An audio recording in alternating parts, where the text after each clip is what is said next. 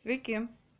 Nors apie šypseną aš pradėjau kalbėti jau vakar, šiandien tą temą mielai pratęsiu. Šypsenos aš skirstau į dvi kategorijas. Tai yra ta vidinė šypsena, kuria mes turime šypsotis vardan savo sveikatos, kaip vienos geros knygos herojė buvo mokyta šypsotis savo kepenimis. Ar jūs taip mokate?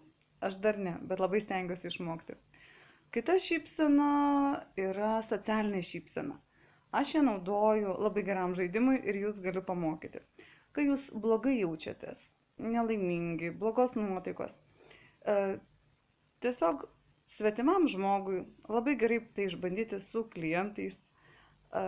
Nusišypsokite kaip tik galite nuoširdžiau. Stenkitės būti itin dėmesingi.